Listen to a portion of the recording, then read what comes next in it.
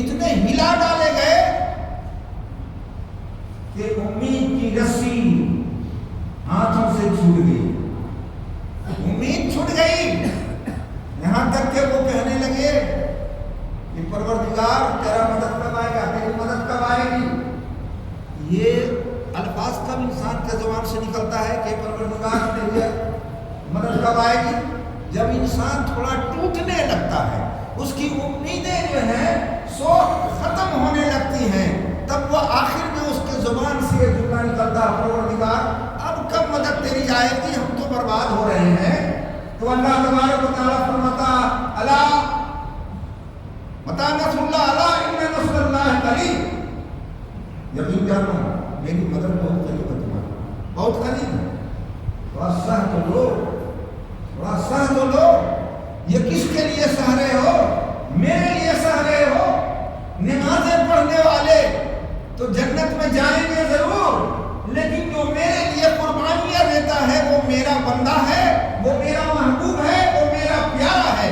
کل قیامت کے دن میدان محشر میں جب لوگ جمع ہوں گے تو ایسے ہی لوگوں کو اللہ تبارک و تعالیٰ ایک جگہ جمع کرے گا اور فرمائے گا کہ اے لوگوں انہیں دیکھو، یہ دنیا میں مارے جاتے تھے، یہ دنیا میں قتل کیے جاتے تھے، یہ دنیا میں ان سے لوگوں نے اپنا ناطہ توڑ دیا تھا، کس لیے؟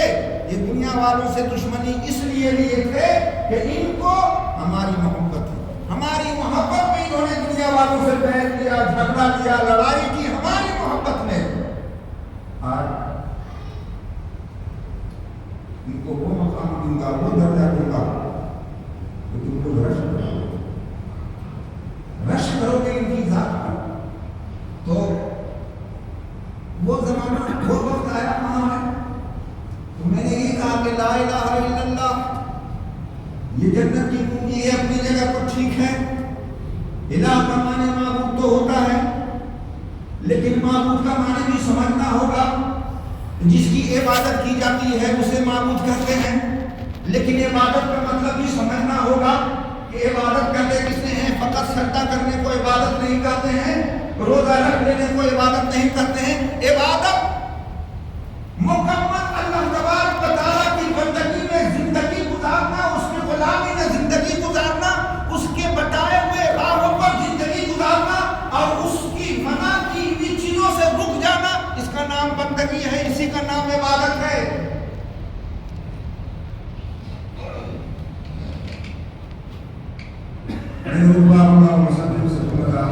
سیدنا مولانا محمد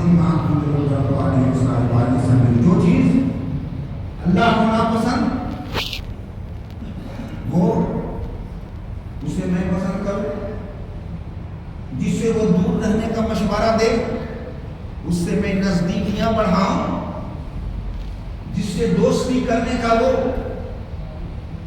خبردار کرے ان سے دوستی مت کرنا، ہم ان سے دوستی کا رشتہ جوڑیں، اس کا نام بندگی نہیں ہے۔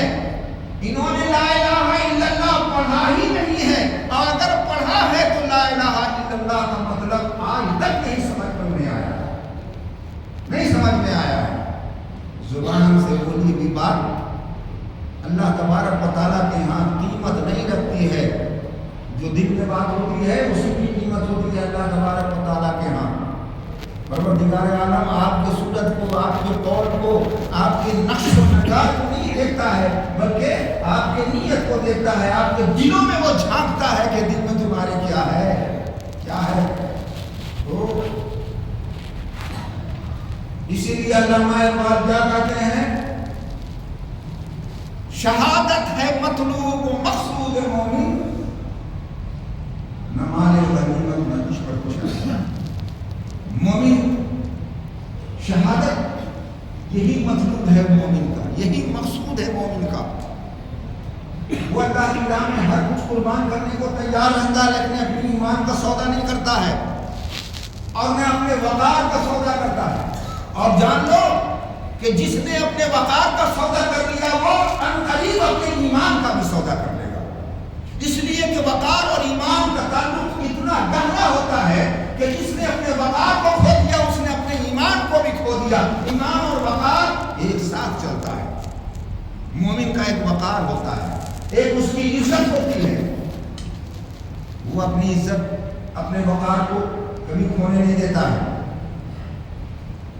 اس کے لیے وہ سب کچھ برباد کر دے سکتا ہے، وہ دنیا لٹا دے گا لیکن اپنے وقار کو کھونے نہیں دے گا کسی کی آگے۔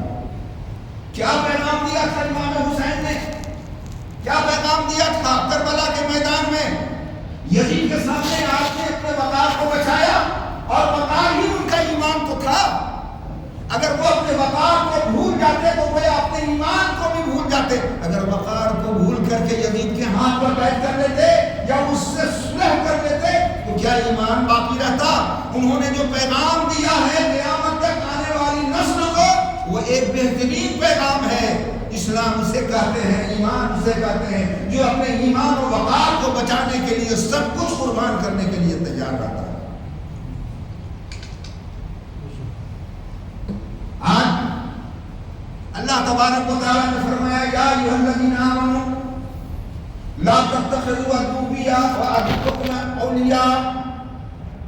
ایمان والا کہتے فرمایا اللہ تبارک و تعالیٰ نے، شرم آنی چاہیے، شرم آنی چاہیے جسے اللہ تبارک و تعالیٰ ایمان والا کہہ کے فرما رہا ہے۔ ایمان والو لا تتخذوا عدوی وعدوکم اولیاء، اے ایمان والو میرے دشمن کو اور اپنے دشمن کو کبھی دوست مت بنانا، کبھی دوست مت بنانا، یہ تمہارے دوست نہیں ہو سکتے ہیں، تمہارے دشمن ہی رہیں گے۔ یہ اللہ نے مشورہ دیا، مشورہ نہیں دیا بلکہ حکم فرمایا، لا تتخذوا، حکم فرمایا نہیں کرو ان سے دوست۔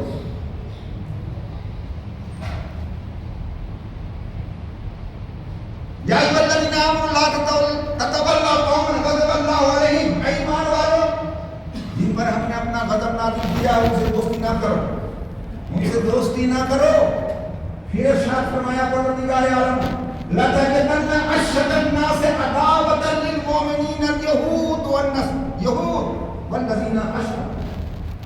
اللہ نے فرمایا کہ تمہارا دوست تم سب سے زیادہ ایمان والوں کی دشمنی میں آگے اگر دیکھو گے اسی یہود کو دیکھو گے، یہود کو دیکھو گے، مشرکوں کو دیکھو گے جو ایمان والوں کے پکے اور سخت دشمن ہوں گے۔ خبردار تو کر دیا پروردگار عالم نے، خبردار تو کر دیا، لیکن اللہ تبارک و تعالیٰ کی اس کلام کے روشنی میں ہمیں یہ 57 ملک کے مسلمان جو مسلمان اپنے کو کہلاتے ہیں، یہ عربی گھوڑے، یہ لمبا کرتا پہننے والے آج اس قرآن پاک کی روشنی میں بالکل برہنہ نظر آ رہے ہیں، ننگے نظر آ رہے ہیں۔ انہیں کیا کہیے گا؟ کون سی قربانی انہوں نے دی اب تک اپنے وقار کو بچانے کے لیے؟ یہ یہود و نصارہ کے آگے سجدہ کرنے والے، رینگنے والے، یہ مسلمان اپنے آپ کو سارے مسلمانوں کا قائد بننا چاہتے ہیں، ان کی قیادت کرنا چاہتے ہیں، حرمین شریفین کے امام بننا چاہتے ہیں۔ کس طرح سے تم امام بنو گے؟ تمہیں سبق دے کر چلا گیا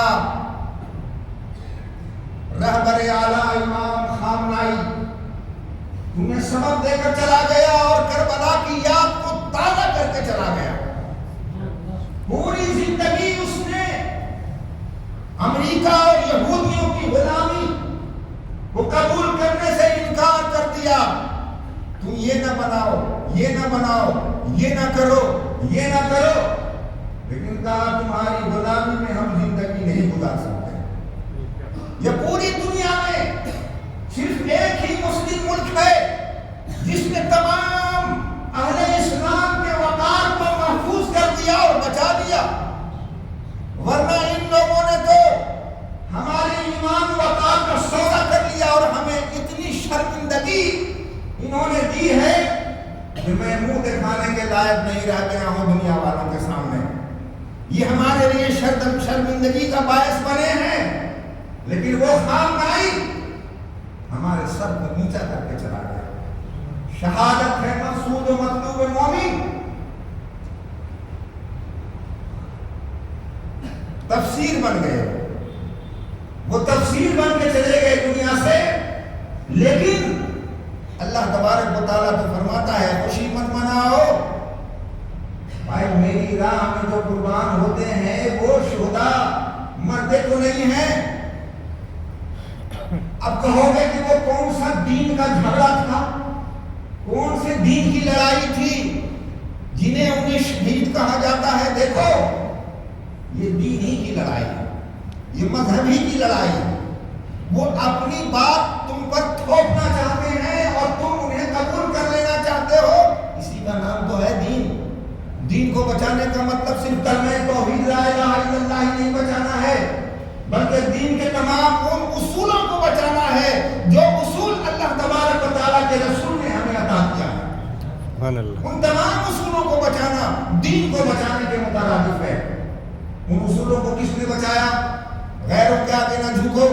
اللہ رب العزت ارشاد فرماتا ہے وَلَن تَرْضَىٰ عَنْكَ الْيَهُودُ وَالنَّصَارَىٰ حَتَّىٰ تَتَّبِعَ مِلَّتَهُمْ، تمہارے وہ ہرگز دوست نہیں ہوں گے۔ اللہ فرماتا ہے ہرگز تمہارے وہ دوست نہیں ہوں گے، یہود و نصارہ تمہارے دوست نہیں ہوں گے یہاں تک کہ تم ان کی ملت کو قبول نہ کرو۔ جب ان کی ملت کو قبول کرو گے، ان کی دعوت کو قبول کرو گے، تبھی تم سے وہ راضی ہوں گے۔ یہ خبردار کیا اللہ تبارک و تعالیٰ نے۔ تو پھر تم کس امید پر ان کی آگے سجدہ ریز ہو؟ کس امید پر ان کے تلوے چاٹتے ہو؟ کون سی امید ہے؟ کس کتاب کو پڑھا ہے تم نے؟ تمہارے مذہب کی وہ کون سی کتاب ہے جس نے تمہیں ان لوگوں سے دوستی اور راہ و رسم پیدا کرنے کا مشورہ دیا ہے؟ اگر ہے کوئی تمہارے پاس ایسی کتاب تو میرے سامنے لا کر رکھ دو، میں بھی اس کو دیکھوں تو کیا ہے، کس کی نازل کرتا وہ کتاب ہے جس کتاب کو پڑھ کر ہم مسلمان ہوئے ہیں، جس کتاب پر ہمارا ایمان ہے۔ وہ کتاب تو قرآن مقدس ہے، وہ کتاب تو فرقان ہے جس میں اللہ تبارک و تعالیٰ نے صاف اشارہ کر دیا، صاف حکم فرما دیا یہ تمہارے دوست نہیں ہو سکتے ہیں۔ اس کا مطلب ہے کہ تم نے کسی اور قرآن کا، کسی اور کتاب کا مطالعہ کیا ہے، تم نے کسی اور مذہب کو تلاش کر لیا ہے۔ سنیں کلی مذہب ایک ہوتا ہے، کیا اسی مذہب کے پیروکار ہو تم؟ تو رہا کرو۔ اللہ تبارک و تعالیٰ کے رسول نے فرمایا ہے کہ میری امت کا ایک گروہ، میری امت کا ایک گروہ ہمیشہ جہاد کرتا رہے گا، ظالموں کے خلاف، منافقوں کے خلاف، کافروں کے خلاف۔ ہماری امت کا ایک گروہ، صرف ایک گروہ۔ یہ اربوں مسلمان کی بات نہیں ہے، یہ دنیا میں جو اربوں مسلمان ہیں ان کے بارے میں نہیں فرمایا، صرف ایک گروہ جہاد کرتا رہے گا۔ دیکھ لیجیے، چشمہ لگانے کی ضرورت نہیں ہے، اللہ نے آپ کو آنکھ دیا ہے، آپ کو کان دیا ہے، آپ آنکھ سے بھی دیکھ رہے ہیں، کان سے بھی سن رہے ہیں۔ آج امت کا وہ کون سا گروہ ہے جو یہود و نصارہ کے ناپاک ارادوں کے خلاف ڈٹ کر کھڑا ہے؟ وہ کون سا، وہ کون سی امت ہے، وہ کون سا فرقہ ہے؟ ہمیں صرف سنی اور شیعہ کرنا آتا ہے۔ شیعہ سنی مت کرو، تم یہ دیکھو کہ اللہ تبارک و تعالیٰ کے دین کے لیے، اس کے دین کو بچانے کے لیے، اس کے دین کے وقار کو قائم رکھنے کے لیے کون سا گروہ سب سے پہلے آگے آتا ہے؟ اس وقت قرآن کو رشدی نے شیطانی آواز بتایا تھا، یہ شیطانی آواز ہے، یہ شیطان کی طرف سے نکلا ہوا ہے۔ یہ تمام لوگ جو مسلمان کہلاتے ہیں اپنے آپ کو، وہ سب خاموشی کے ساتھ سنتے رہے، لیکن وہی ایران کا سپوت تھا جسے کیا کہتے ہیں